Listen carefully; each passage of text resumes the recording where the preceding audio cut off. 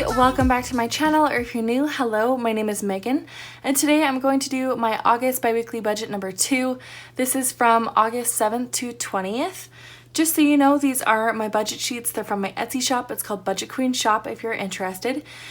These are the pages that are auto-filled with the titles. I do offer the one that is blank, just so you know. I usually use the blank one, but I ran out and I really didn't want to print more before this video. So I had these already in my extra pages in the back. So I decided to use this because my setup is practically the same. So this is what we're going to be using today. So we'll just get right on into the video. So I'm just going to zoom you guys in and then we'll start with the top portion here.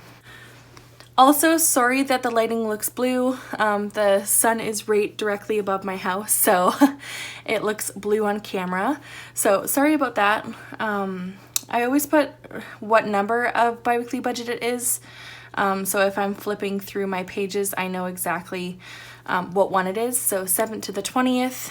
Income is already up here. I have a hubby. He usually makes around $1,500 a paycheck. He just works at the mill, making about $28 an hour, just so you know. So nothing special. Anything over $1,500 for a biweekly budget, we always just throw to our debt Snowball. So we always plan for the lowest amount, so anything higher goes to our debt Snowball. For me, I get $1,000. Just so you know, I'm off of work due to COVID-19 at the moment. So in British Columbia, Canada, I am receiving CERB, the Canadian Emergency Response Benefit, at the moment. So each biweekly budget, I make $1,000 and I have to pay taxes on that as well. So on this budget, my child tax benefit arrives. That is a monthly benefit that you receive depending on your income and how many children you have. So I make $785.28. So that's pretty good. I love having that extra income and very grateful for it. So variable income. So I'm going to be taking $30 out of my sinking fund and putting it as income for the baby shower that I am going to on the weekend. I take this method from the Budget Mom. You can either bring it into your budget, or you can just leave it out into your sinking fund. But to be accountable and actually track it, I always put it in the income portion. So it also helps with like limiting your spending if you only set your amount for $30 and that's what you put in. Especially when you're tracking, that's how much you'll end up spending. So altogether, our total income is going to be $3,315.28. So again, really good. We're going to do a lot of debt Snowball, so I'm happy about that.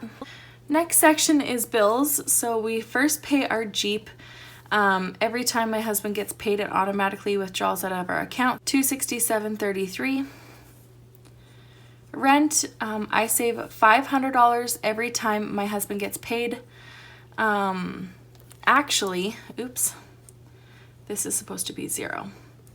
So I'm going to pay $1,000 this biweekly budget, and here's why. So as you can see on my husband's payday here, he had a huge golf trip and my haircut was very expensive.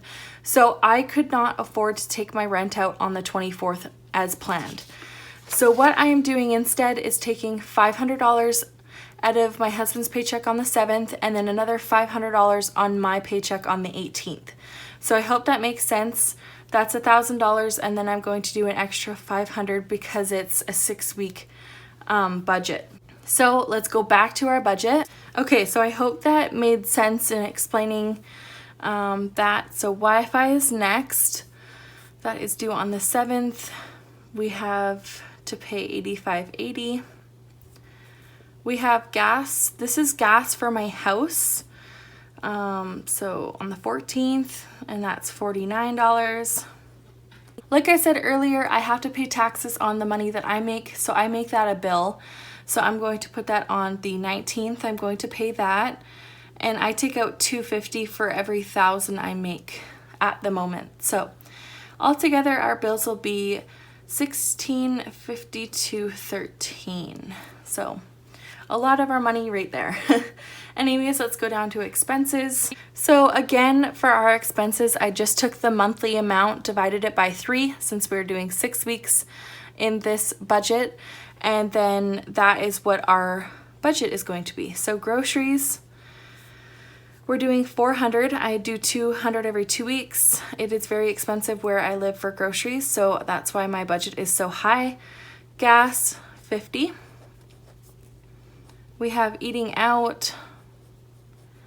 I'm going to do $35, but I'm going to try to keep it to a very minimum because we've been eating out a bit here. So $15 for my husband, $15 for me. Sorry, I'm writing really sloppy today. I don't know what's going on. Kids. I have 2 kids, if you're wondering. I still have to buy formula, diapers, and wipes.